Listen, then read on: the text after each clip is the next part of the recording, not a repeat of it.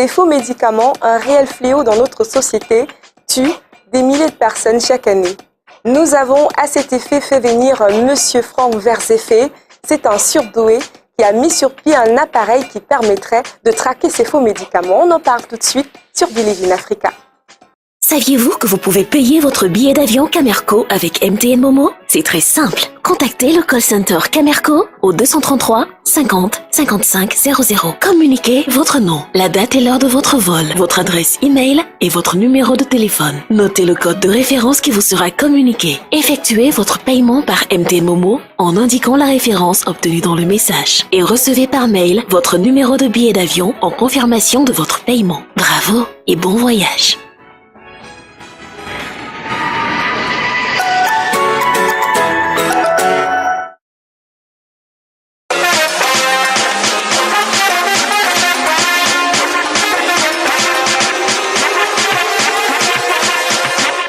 En 2013, le jeune Franck Verzeffe obtient son baccalauréat D au lycée de Babouantou dans le département du Haut-Kam à l'ouest du Cameroun.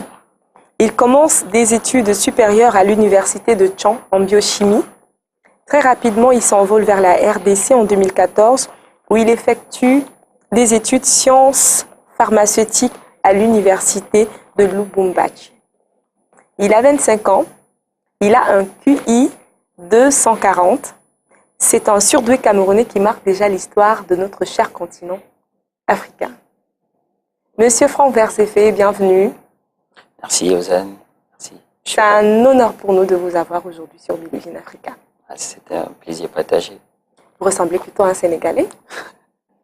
Non, je ne suis pas sénégalais, mais il est vrai que j'ai des racines du Niger. Ma mère est nigérienne, mais elle est camerounaise.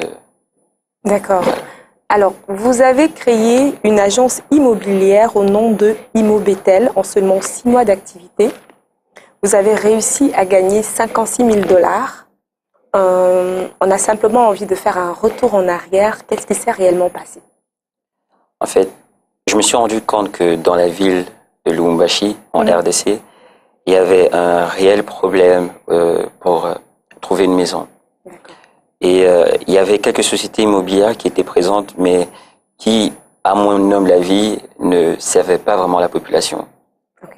Alors, il existait des personnes qu'on appelle communément commissionnaires ou démarcheurs, qui étaient censés trouver des maisons pour les personnes. Ah, les démarcheurs. Voilà, les démarcheurs. Et généralement, quand vous demandez, OK, je veux une maison, des testandines, ils appellent une autre personne, notre démarcheur, etc., etc. On et ça fait marcher. Voilà, et ça prend du temps.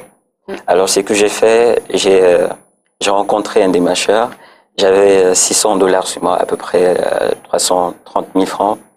Et j'ai dit à un démarcheur que, OK, si vous venez travailler pour moi, à la fin de chaque mois, je vous paye 300 $, donc près 150 000 francs CFA. Et chaque fois que vous allez trouver une maison et faire louer cette maison, je vous donnerai 15% de la location. Et on commencera uniquement à partir des maisons de 500 $ à plus. Et ça a plutôt bien marché, puisqu'ils avaient besoin d'une rémunération mensuelle, parce que ce sont des pères de famille, et cela était plutôt bien parti pour eux. Donc, au fur et à mesure, en un mois, il y avait plus de démarcheurs qui voulaient travailler pour moi, et les choses allaient de mieux en mieux. Incroyable. Ouais. Vous avez fait des recherches dans plusieurs pays africains, en RDC, au Cameroun, en Côte d'Ivoire, sur les différentes méthodes de falsification de médicaments et les moyens de les détecter. Vous avez mis sur pied une start-up appelée TrueSpec Africa, pour être précis. C'est un appareil qui permet d'examiner les compositions chimiques de tous les dosages des produits pharmaceutiques. Alors, parlez-nous de votre start-up. Pourquoi déjà le nom TrueSpec Africa? TrueSpec Africa, tout simplement parce que True, c'est vrai, et Spec, ça vient du mot spectromètre, donc c'est le vrai spectromètre de l'Afrique. Wow. Voilà. TrueSpec Africa est une start-up africaine qui a développé un appareil portatif d'analyse et une intelligence artificielle appelée RAI, Real Active Ingredient, qui permet aux entreprises pharmaceutiques, aux pharmacies, aux dépôts de pharmaceutiques, au centre de contrôle des qualités, d'effectuer des analyses de médicaments en moins de 20 secondes et de consulter les résultats des analyses n'importe où et à tout moment. D'accord. Donc, ça, c'est le rôle de TousBet Africa. Et donc, TousBet Africa veut répondre au problème de l'analyse des médicaments. Et parce que l'analyse des médicaments se porte très mal. Les appareils d'analyse qui sont proposés au niveau africain ne sont pas adaptés aux conditions économiques de nos pays africains. Un seul appareil portatif d'analyse coûte environ de 40 000 à 60 000 $, donc près de 35 millions. Et il est difficile de voir nos institutions aller acheter 2-3 appareils parce qu'ils n'ont pas assez de moyens pour le faire.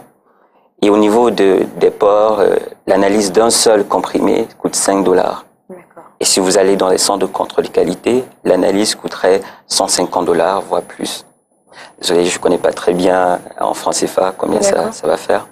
Mais il était important pour nous de mettre en place une start-up qui répondrait à ce besoin d'analyse. D'accord. Alors, est-ce que vous êtes la personne, l'auteur même de cet appareil? Vous l'avez fabriqué vous-même? Oui. Nous avons mis au point cet appareil. J'ai commencé d'abord à faire les recherches moi-même. J'ai commencé à faire les recherches quand j'étais en première année sciences pharmaceutiques, parce que j'avais l'habitude d'aller dans des bibliothèques lire des travaux de mes étudiants, de mes aînés de 4e année, donc les travaux de fin de premier cycle. Et c'est là que j'ai constaté le problème des faux médicaments. Et je me suis dit, il fallait faire quelque chose, et j'ai commencé à faire des recherches sur le projet. D'accord. Et à présent, j'ai toute une équipe qui travaille avec moi, qui ne sont pas seulement des Camerounais, on a des Français, on a des Canadiens, on a des Américains qui travaillent sur le projet avec nous. Alors, comment ça marche concrètement? Est-ce qu'on peut se lancer dans un cas pratique?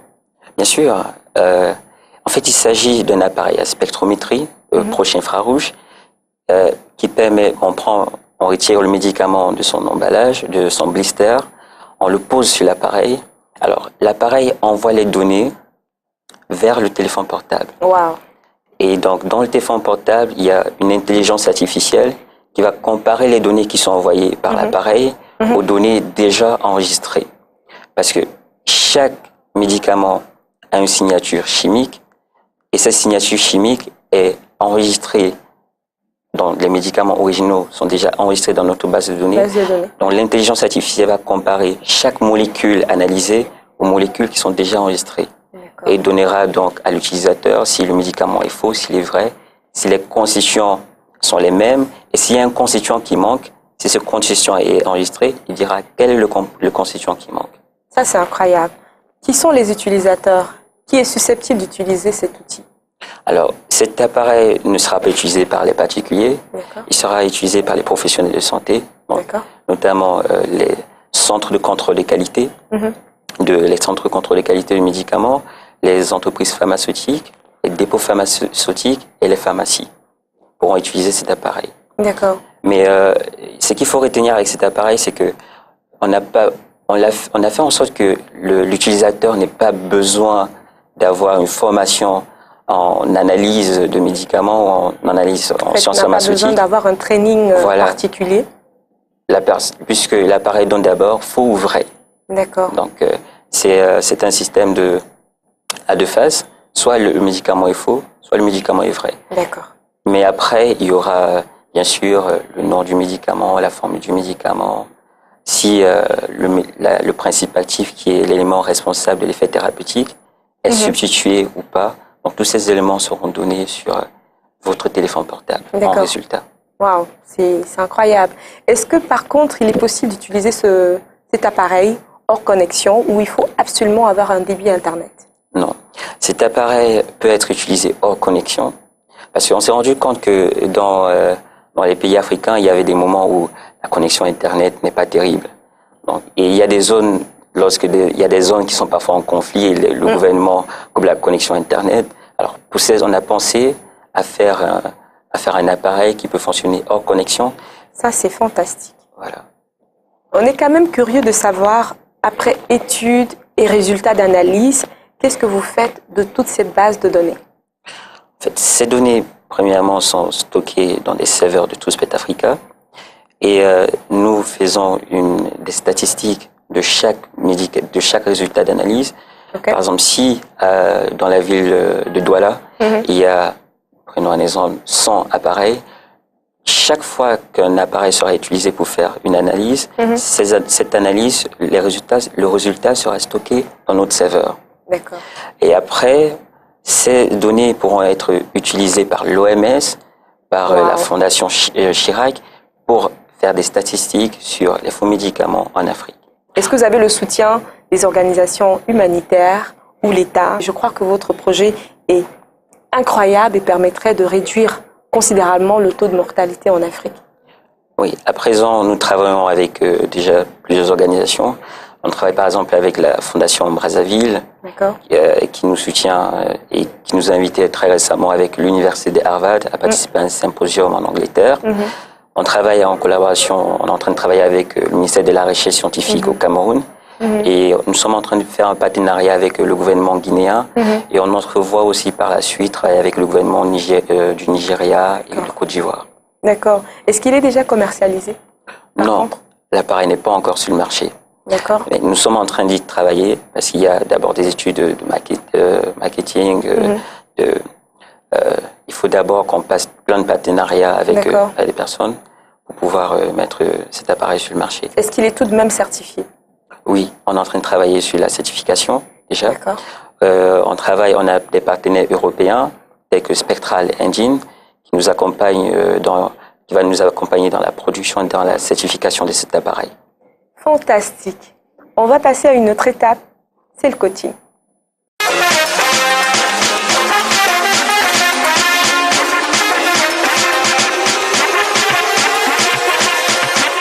Quelle est la différence entre un médicament générique, un médicament contrefait, un médicament sous standard et un faux médicament? On a tendance à s'en mêler. C'est quoi la différence? On va aller crescendo. Médicament générique. D'accord. Déjà, un médicament générique, mais contrairement à ce que les gens croient, un médicament générique n'est pas un faux médicament. D'accord. Un médicament générique, c'est une copie des médicaments originaux. Donc, cette copie est autorisée par la loi dès le moment où le brevet d'invention du principe actif du médicament de référence est tombé dans le domaine public. D'accord. Donc, c'est-à-dire 20 ans après que l'on ait fait le dépôt du brevet et non 20 ans après la mise sur le marché. Wow. Et le médicament générique présente la même composition qualitative et quantitative en principe actif, la même forme pharmaceutique, la même biodisponibilité dans l'organisme que les médicaments de marque. D'accord. Donc, il n'y a aucune différence. Mais d'après un constat, le médicament générique est en général relativement bon marché. Oui, bien sûr, c'est pour ça que les gouvernements africains se penchent plus veulent plus que les entreprises pharmaceutiques qui s'installent en Afrique font du générique. Parce que le générique est généralement moins coûteux parce que ils ont pris le brevet d'une autre entreprise après 20 ans. Donc, c'est normal que le médicament soit moins coûteux. D'accord. Parlons de médicaments contrefaits. Les médicaments contrefaits c'est un terme. La contrefaçon est un terme juridique général qui désigne une atteinte à la propriété intellectuelle. Par exemple, le non-respect d'un brevet d'invention, les dommages causés par l'utilisation illégale d'un logo. D'accord. Donc, ça, c'est la contrefaçon. La contrefaçon n'est pas spécifique aux médicaments et de ce fait ne prend pas assez en considération les conséquences de santé publique. C'est pour cette raison qu'en mai 2017, l'OMS a décidé lors de l'Assemblée mondiale de la santé d'abandonner complètement le terme contrefaçon au profit de médicaments contrefaits. Au profit du médicament falsifié, pardon. Ok. Alors, le médicament falsifié, c'est donc un médicament dont la composition, la provenance et l'identité sont représentés de façon à tromper, soit délibérément, soit de manière frauduleuse. Le médicament sous standard. Oui. Médicament sous standard, contrairement aux médicaments falsifiés, c'est une copie, c'est un médicament authentique déjà. Il est authentique. Il est authentique Ok. et il est issu d'une production licite. Mais il présente des erreurs dans la composition en De principe fabrication. actif. Voilà. Donc, c'est-à-dire que le gouvernement a autorisé une entreprise à faire le médicament. Le médicament est authentique, mais il présente des erreurs. C'est que ce qui différencie le médicament sous standard du médicament falsifié, c'est au niveau du caractère non intentionnel de l'erreur. D'accord. Voilà. C'est ça la différence. Waouh. On apprend des choses.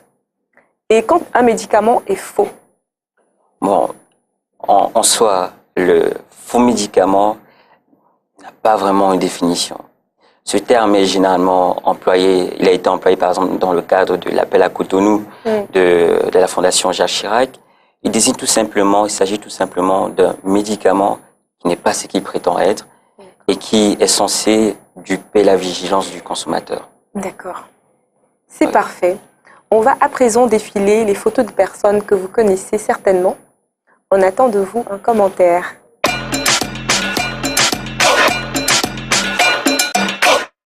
La première personne, le docteur Denis Mukwege. Oui. Le docteur Denis Mukwege, c'est un exemple pour moi. C'est un gynécologue congolais qui répare, on l'appelle, qui répare les femmes qui ont subi des violences sexuelles et qui ont l'appareil génital complètement détruit. Wow. Alors après avoir passé beaucoup de temps dans le bloc opératoire à soigner ces femmes, il s'est rendu compte qu'il fallait qu'il s'attaque à la cause. Alors il s'est engagé, il a créé une fondation et à présent il est partout dans le monde entier et il défend les violences faites aux femmes. Wow. Et pour moi, c'est un exemple. Madame Hawiya Mohamed. Oui. Alors, Hawiya Mohamed, c'est mon mentor déjà. Et c'est une femme que j'admire parce que elle s'est lancée dans l'entrepreneuriat il y a longtemps et elle permet aux entreprises, aux startups africaines d'avoir une forte visibilité non seulement sur le continent africain, mais aussi sur le continent européen en les liant, en les mettant ensemble. Et elle a un hub qu'on appelle Afrobyte et c'est un regroupement des startups africaines qui peuvent rencontrer des startups américaines et européennes. Pour moi, c'est un exemple à suivre. D'accord. La prochaine personne, Madame Bimonika. Bimonika, c'est ma grand-mère. Elle est décédée il y a peu, mais elle est incontestablement l'exemple à suivre pour moi. Parce qu'elle s'est battue pendant longtemps. Elle a vécu au Niger et elle a été chassée du Niger parce qu'elle était malade. Donc, puis elle est arrivée au Cameroun et elle a été une femme très forte. C'est une lionne, c'est une guerrière pour moi. Et c'est la seule personne qui m'a soutenu quand il n'y avait aucune raison de me soutenir. Wow. Et ça, c'est énorme. C'est une femme incroyable.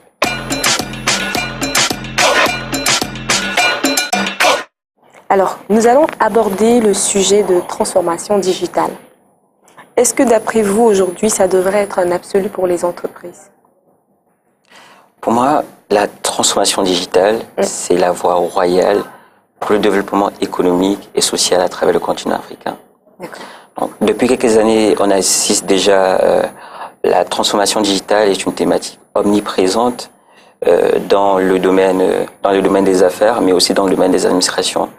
Parce que à l'ère de l'économie numérique, la transformation digitale se présente comme un palier incontournable à franchir pour bâtir une organisation forte. Donc, la digitalisation des entreprises et des institutions devient indispensable, devient une condition quasi sine qua non pour saisir des opportunités.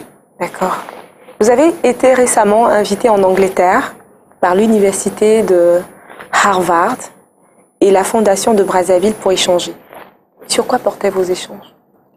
En fait, les échanges, c'était pour voir dans quel sens on pouvait développer de nouvelles technologies et quelles étaient les nouvelles solutions à apporter pour les pays africains, mais aussi le reste du monde entier, dans la lutte contre les faux médicaments, ou D'accord. les médicaments falsifiés et sous-standards. Mhm. C'était le thème. Alors, j'ai apporté ma modeste contribution et plusieurs personnalités africaines aussi. Et au sortir de cela, on s'est dit que surtout dans la région africaine, de l'Afrique centrale, il fallait de nouvelles technologies qui pourraient, que le secteur public et privé devaient collaborer ensemble et utiliser des nouvelles technologies qui sont adaptées aux valeurs économiques africaines. Formidable. Alors, vous avez aussi, il y a quelques jours, été sélectionné au RUForum, qui est l'ensemble des plus prestigieuses universités africaines qui récompensent les plus grandes innovations scientifiques en Afrique. Oui. Pouvez-vous partager cette expérience avec nous?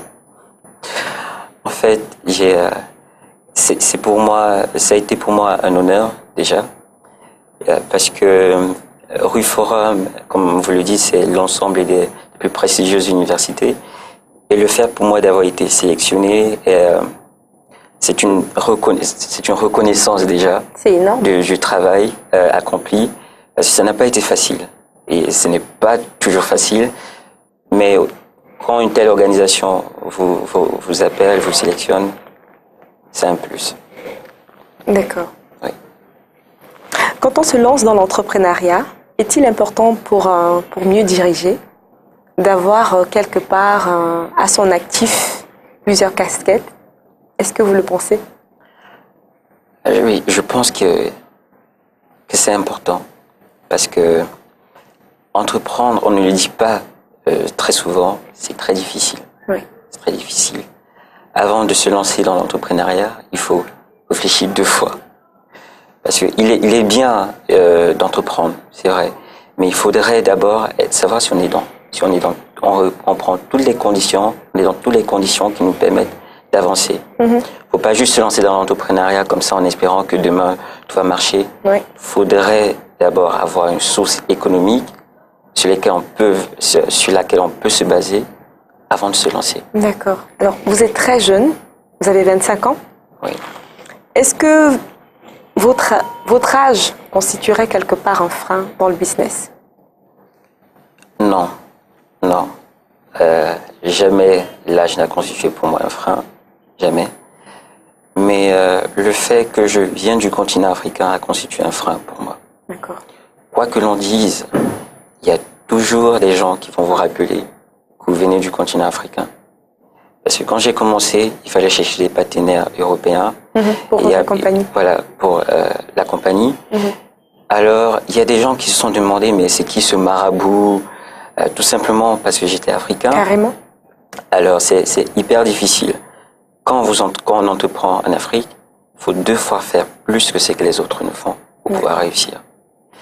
Et quand on vous colle déjà l'étiquette de l'Africain, moi, ce que je conseille, c'est de ne pas vouloir être autre chose qu'un Africain. Être africain, c'est essentiel. Pour moi, c'est essentiel de dire que je suis africain. C'est important de dire que je suis africain. Je suis fier d'être africain. Du coup, quand on me rappelle que je suis africain, pour moi, j'ai pas de problème. Mais ce que je fais, c'est, je dis, je suis un Africain qui a une valeur. Alors, je montre ce que j'ai, et là, on commence à me considérer. Alors, parlons de la crise de l'emploi, qui reste un fléau aussi en Afrique. Est-ce que d'après vous, reformuler notre système éducatif serait une piste au développement? Oui. Je le pense, mais je pense surtout que, comme par exemple, je vais prendre les universités. Je pense que les universités sont des acteurs majeurs de la transformation sociale en Afrique, parce qu'elles forment les enseignants, les dirigeants et les entrepreneurs du futur. Mais pour le faire avec efficacité, ces institutions doivent se transformer tout d'abord elles-mêmes. C'est-à-dire qu'elles doivent proposer une formation pratique avec des applications pour l'emploi, le développement, mais sans toutefois oublier les autres formes de savoir, c'est-à-dire qu'ils soient théoriques ou autres, donc la recherche fondamentale et les sciences humaines. Mais quoi qu'il en soit, il faut une reformulation complète du système éducatif dans lequel la génération à venir veut résoudre des problèmes et faire le lien entre la croissance et l'emploi. Je pense que c'est très important. Donc, le système éducatif doit changer. Parce que si vous prenez l'éducation, vous additionnez à l'innovation et à l'esprit d'entreprise, ce sont des éléments qui, pour moi, deviennent des moteurs africains de croissance. Vous avez participé à l'African Entrepreneurship Award. Vous étiez classé parmi les 40 jeunes entrepreneurs impactant la vie en Afrique. Vous avez également été classé dans le top 5 de l'African Youth Award des entrepreneurs sociaux africains. Ça fait beaucoup de points. S'il fallait partager votre expérience au sorti de ça. Je dirais que déjà l'African Entrepreneurship Awards, c'était une expérience magnifique. J'ai rencontré beaucoup de personnes telles que Flavien Kwacha. Et déjà, le fait de participer, le fait d'être choisi et de participer à ce genre d'événement, Le fait d'être nominé. ça vous montre que vous pouvez en même temps avoir l'esprit de recherche, tel que je l'ai dit tout à l'heure, additionner à cet esprit de recherche, avoir l'esprit d'entreprise et faire en sorte que ça marche. Et je pense que c'est ça que la jeunesse africaine oublie. On est parfois à l'université, on ne s'intéresse pas assez à la recherche.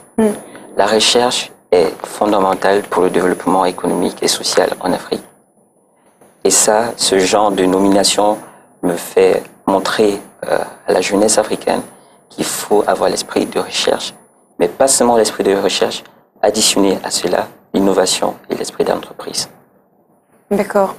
Est-ce que quelque part, au bout de votre carrière aujourd'hui, vous pensez n'avoir pas accompli quelque chose?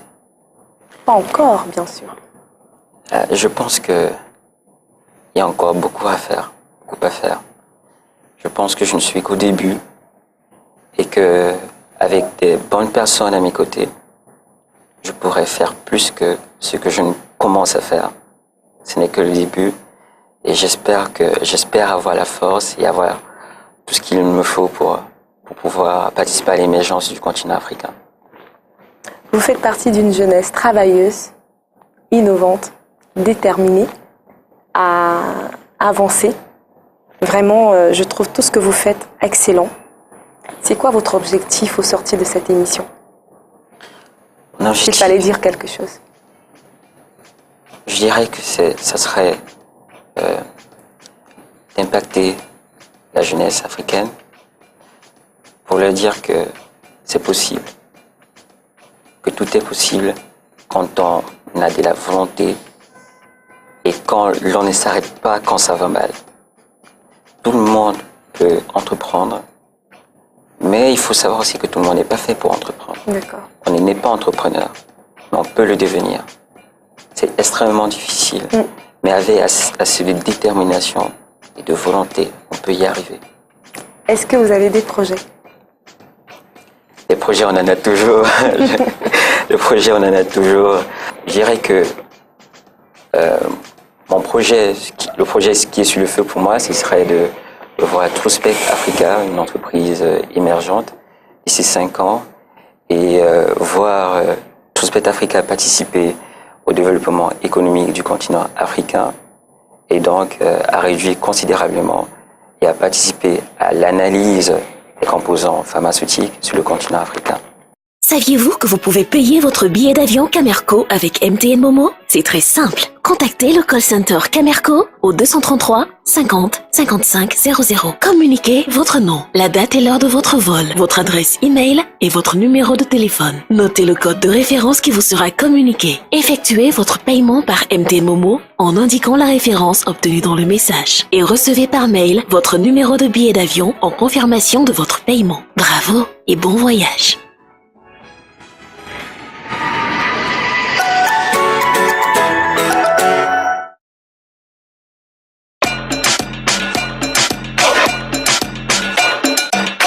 Vous donnez énormément l'envie de se lancer. Vous vendez ce rêve. Je suis certaine que toutes ces personnes qui nous ont regardés, jeunes tout comme vous, ont pu être édifiées le long de cette émission. Nous tenons à vous remercier infiniment pour ce que vous faites. On espère pour vous d'avancer dans votre projet. Donc voilà, bon vent pour la suite. Merci, José. Merci énormément pour votre venue sur Believe in Africa. C'est moi qui vous remercie. Je suis certaine qu'on compte au Cameroun, qu'on compte en Afrique, des milliers de personnes, tout comme M. Franck Verseffé. On espère vous avoir longuement édifié. On se retrouve très prochainement pour une autre édition Believe in Africa. Mais on se sépare en ces termes. Croyez en votre rêve, accrochez-vous fermement parce que ça vaut la peine. Ciao, ciao.